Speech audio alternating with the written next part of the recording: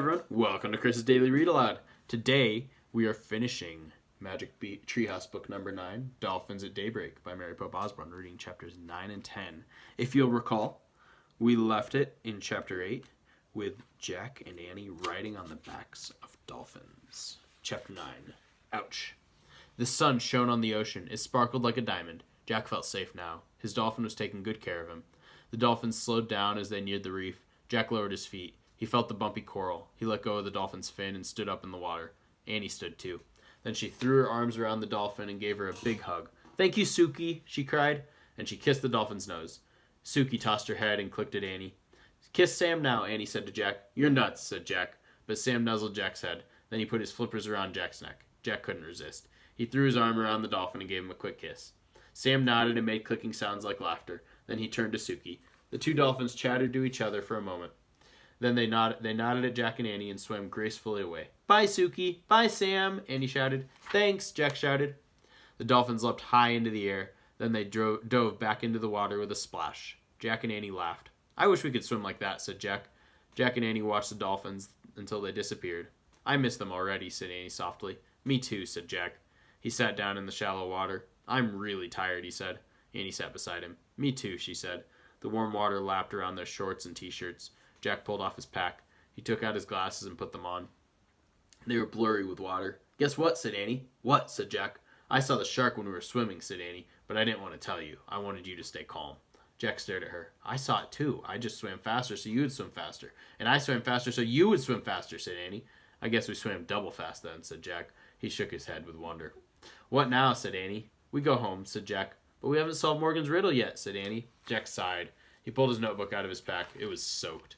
He pulled out the ocean book. It was soaked too. "We've failed," he said. "My research is all wet. We'll never be master librarians now." Jack put everything away. "Let's go," he said sadly. He stood up. Then he started across the pink reef toward the ocean, toward the treehouse. Annie followed him. "Ouch!" said Annie. "What's wrong?" said Jack. He looked back. "I stepped on something." Annie bent down to rub her foot. "What?" said Jack. "A shell?" "Yeah, this." She picked up a large gray shell.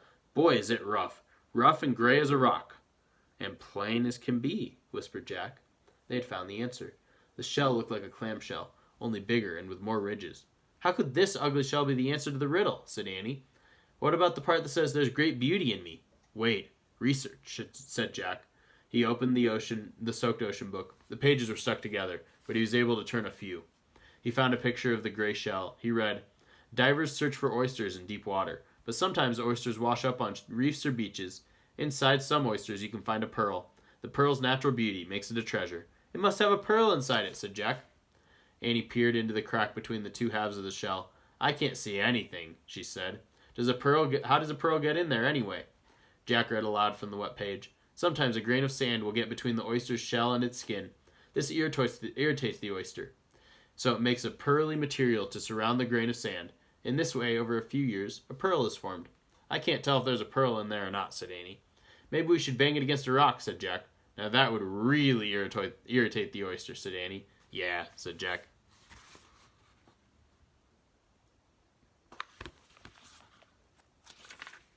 "Maybe we should just leave it alone," said Annie.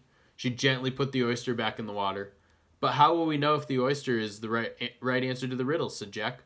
"Morgan said we'll know," said Annie. "Come on."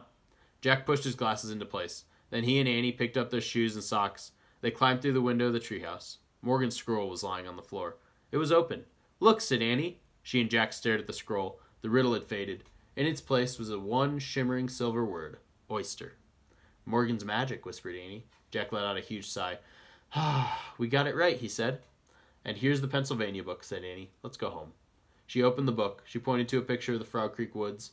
"I wish we could go there," she said.